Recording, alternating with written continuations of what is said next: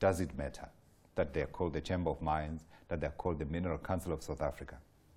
I think it does change because, as we know with any brand or any organization, it has to stay relevant. The Chamber's been around nearly 130 years, but by calling it the Chamber, that's almost old-fashioned. And with any company or any organization, you have to keep up to date and you have to be fit for purpose going forward. This is a process that started 2.5, 3 years ago, and there was a lot of discussion, a lot of debate, a lot of research. I had the privilege of advising the CEO initially on the process as we saw it, based on developing the brief, and then running a pitch process to bring in a consultancy, and in this case a consultancy, HKLM, was brought on board, and now 2.5 years later you're seeing the results. But no, Minerals Council, so they've got to refer to themselves now not as the Chamber but as the Council. Right. So already it's tripping up some tongues because they've had so many years of referring to themselves as the Chamber. Absolutely. Now, talking about the Chamber, is that not also ditching the Chamber? Is that not an admission that perhaps this old name is tainted to a degree? Because, you know, here we are, 24 years into democracy, and I think we still hear a lot of noise around transformation within the mining industry. It's almost like, it's not that it has not changed, it has not changed sufficiently enough. I think you make a very, very good point. No, they had the AGM today, they had a dinner last night where Advocate Thuli Manzale was the speaker. Minister Gwede Mantashe was at the dinner last night, and he spoke at the AGM today. And he spoke, exactly as you said, about the need for transformation.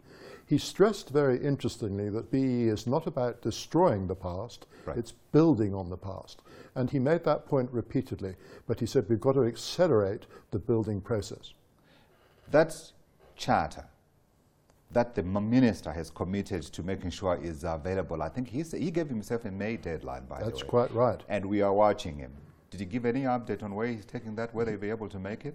During question time, he was asked, and being a politician, he gave an interesting answer of, I think, a couple of rivers to cross. Yeah. The head of the Chamber, the president, said, yes, we have many rivers to cross.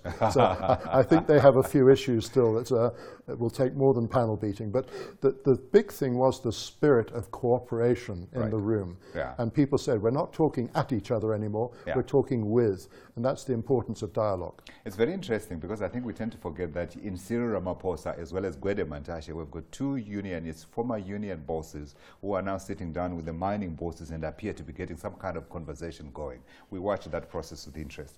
We've got a few minutes left of our interview, so let's talk about South Africa's top 50 brands. Who sits where and who has tumbled the most?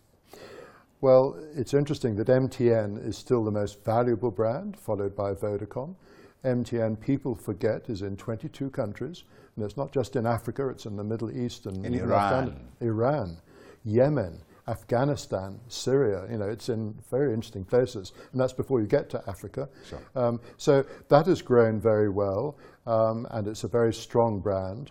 Capitec is the brand that is growing incredibly strongly. And even after Viceroy. Even after Viceroy, and even after, you know, what, yesterday there were more reports on Viceroy. It's still doing very well, and it's a much-loved brand, put on about 1.2 million customers in the last 12 months. That's despite Viceroy. Sure. The people who are losing, well, obviously Steinhoff is off the scale. That's totally gone. But then brands like EOH have taken a big hit in the last year. And you know, when you look at the top 10 or so, Sasol has dropped quite a lot as well. Right. So it's interesting looking at the movements. It's been a volatile year. When you think about brands and reputation over those last 12 months, we've had all the Gupta activities and the companies tainted by them, and that's still playing out. We've seen, as I've mentioned, Steinhoff. We've just seen in the last few months Tiger Brand. So branding and reputation has never been more important than it is today. Yeah. What about the other big brand? Brand SA, which has gotten some kind of rebrand, if you like, with Cyril Ramaphosa taking over. I think where does that stand? It's very important that the president is very supportive of Brand South Africa. You know, he understands marketing and branding. Yeah. He's been involved, as you know, with many companies, including McDonald's South Africa, so he gets it, and that's important. So he's very supportive of what Brand South Africa is doing, and they're doing a fantastic job. And you know, what we're all hoping for now is that under the new president, this will accelerate. It's interesting because one other thing that I sort of noticed is that there appears to be a correlation between performance and the performance of the brand itself as well. When you get an underperformance, that also drags down the brand. Again, you're absolutely right. But this is where any country needs strong brands. No, they act as ambassadors. Exactly, they're ambassadors, but they create jobs and they pay their tax.